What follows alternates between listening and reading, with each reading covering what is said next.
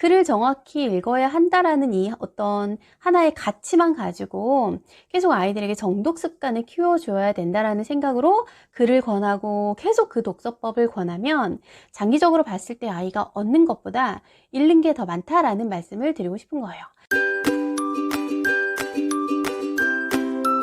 정독 습관을 키워주고 싶다, 정독 습관을 키워야겠다, 어떻게 키울지 모르겠다, 이런 말씀들을 우리 부모님들이 많이 하시거든요.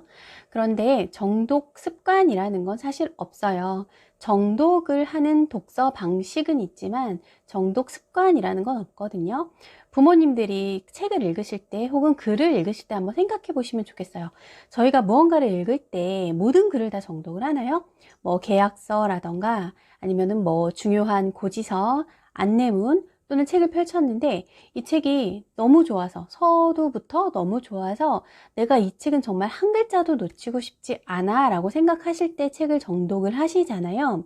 우리 아이들도 똑같거든요. 책을 딱 펼칠 때 그 책을 펼치는 아이들의 목적이 있어요. 지금 잠깐 그냥 편안하게 좀 릴렉스 하고 싶다, 휴식을 취하고 싶다 할 때 이렇게 어렵지 않은 책을 쭉 이렇게 훑어보는 식으로 볼 수도 있고요. 숙제를 해야 돼서 뭐를 찾을 때에는 그 책에서 필요한 부분만 찾아볼 수도 있고요. 내가 인터넷으로 무언가를 봤는데 그게 더 궁금해져서 책을 찾아서 그 부분만, 어느 일정 부분만 되게 깊이 있게 볼 수도 있고요. 쭉 훑어있는 통독기라고 하죠. 통독을 하기도 하고, 또 어떤 책은 그 책을 읽고 뭔가 좀 소화를 해서 어떤 것을 해야 되거나, 아니면 우리 아까 석인의 독서 제가 예를 들어 드린 것처럼 이 책이 너무 재밌어서 한 글자도 내용 하나도 놓치고 싶지 않아서 정독을 하거나 아니면 여러 번 반복해서 보기도 하거든요. 이런 독서법들을 아이가 자신의 독서 목적, 그러니까 내가 책을 펼쳐든 이유에 맞춰서 경험을 해야 돼요. 이거를 다 경험을 하고 나면 때때로 그 다음에도 정독해야 되는 글들은 정독을 하게 되는 거예요. 예를 들어서 뭐가 있냐면 문제 풀 때 저희 독해 문제집을 풀거나 국어 문제집에 지문들 나오죠.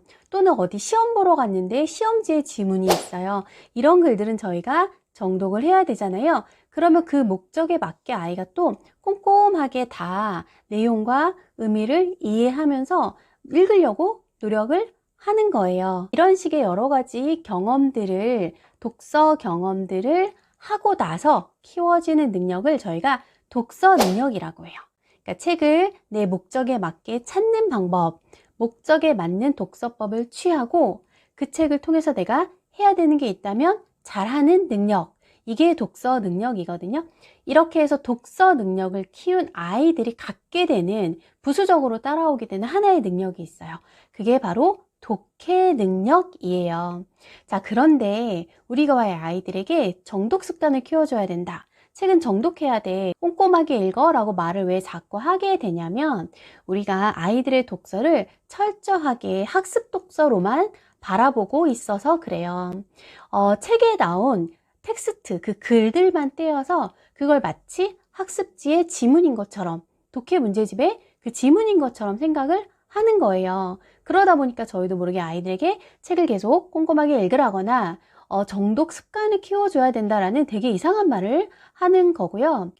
그런데 책은 매체거든요. 하나의 매체. 독자가 자기 목적에 따라서 활용할 줄 아는 매체예요. 아이들에게 너무 일찍부터 정독하는 습관을 키워주겠다고 아이가 원하지 않는 책, 정해진 책을 계속 정독해 라고 이야기를 하거나 정독하는 독서 방식 하나만 알려주면 아이들이 책을 어떻게 활용해야 되는지를 배우지를 못해요. 쉽게 이야기하면 내가 분명히 책은 들고 있는데 책을 읽는 독자가 아닌 거예요. 독자가 아니라 그냥 그 안에 텍스트에만 막 함몰되어서 그 글을 이해가 안 되는데 그 글에서만 너무 답을 찾으려고 하는 일이 벌어져요. 그래서 독서 능력을 키워서 능숙한 독자로 키워야 그 다음에 저희가 독해력도 조금 더 발전할 수 있게 읽기법도 더 지도를 해주고 가르쳐 줄 수 있는 건데, 이 정독이라는 한 가지 독서 방법만을 어릴 때부터 너무 옳은 독서법이라고 이야기를 하다 보면 아이들이 글 자체를 싫어하게 돼요. 그리고 책 자체를 내가 활용하거나 자유분방하게 읽어야 된다는 걸 깨닫지를 못해요. 그래서 책을 받자마자 자기가 좋아하는 책이 아니면 되게 부담스러워하거나 이걸 언제 다 읽지? 라고 한숨을 쉬는 거예요. 제가 아이들하고 독서 수업하면서 여러 가지 분야의 책을 다 읽거든요. 그 분야의 책을 읽는 이유가 이렇게 세상에 많은 분야가 있고 이거는 너희들이 무조건 다 알아야 돼. 그래야 우리가 학습도 되게 잘할 수 있어. 이런 목적으로 읽는 게 아니고요. 책에 얼마나 많은 다양한 종류가 있는가. 그리고 이 종류의 책들은 각각의 다 존재의 목적이 있고 이런 것들을 우리가 책을 통해 만날 수 있고 책이 다양한 이야기를 하고 있다. 이런 좀 폭넓은 개념을 알려주려고 하는 게 가장 큰 이유고요.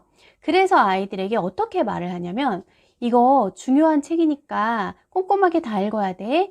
정독해야 돼. 이렇게 이야기하지 않아요. 목차 보고 너가 관심 가는 부분부터 한번 훑어봐봐.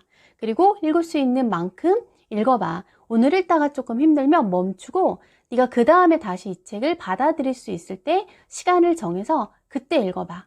그래서 지식책은 수업 오기 하루 이틀 전에 딱 펼쳐두면 너무 부담이 될 거야.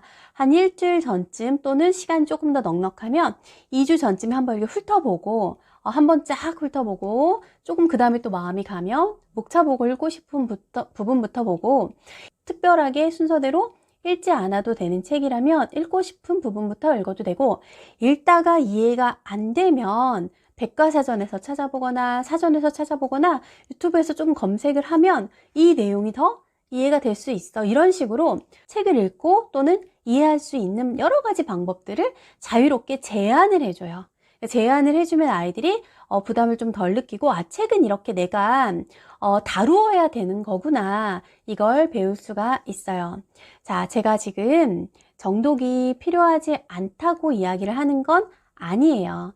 초등학생 아이들에게 우리가 책 앞에서 아이가 책을 잘 다루는 되게 성숙하고 능숙한 독자로 성장할 수 있게 하는 넓은 독서 교육을 생각하지 않고 글을 정확히 읽어야 한다라는 이 어떤 하나의 가치만 가지고 계속 아이들에게 정독 습관을 키워줘야 된다라는 생각으로 글을 권하고 계속 그 독서법을 권하면 장기적으로 봤을 때 아이가 얻는 것보다 잃는 게 더 많다라는 말씀을 드리고 싶은 거예요.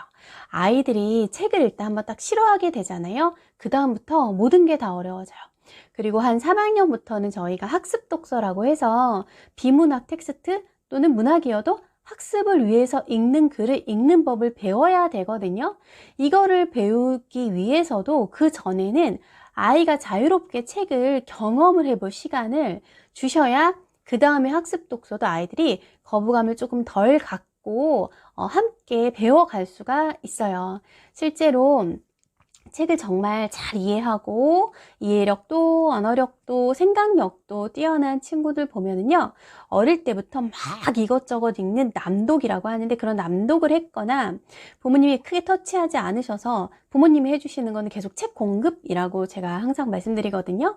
읽을 만한 책을 계속 공급해 주시는 거, 그 안에서 아이가 자유롭게 여러 가지 독서 방식을 취해 봤어요. 그런 친구들이 이 글을 되게 편안하게 받아들이고요. 학습이나 읽기 목적을 위해서 책을 딱 줬을 때 크게 부담을 안 느끼고 그 독서법을 또 배워요. 그때 배워야 되는. 자, 그래서 정독 습관을 키운다는 말에 너무 집중하지 않으셔도 되고요. 너무 우리 아이들을 글 앞에 학습자로만 보지 않으셨으면 좋겠어요. 책은 그리고 독자마다 읽는 방식을 달리해야 되는 하나의 매체라는 걸 꼭 기억하시고요.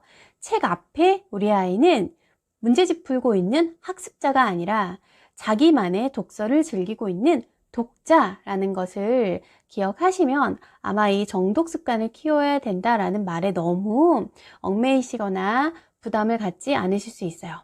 걱정되실까 봐 제가 하나 말씀드릴게요. 그럼 그냥 두면 아이가 대충대충 책을 읽지 않나요? 라고 말씀하실 수도 있는데요. 일단 자기가 좋아서 책을 읽고 있는 아이는요. 그 독서 방식이 무엇이든 간에 얻는 게 있어요.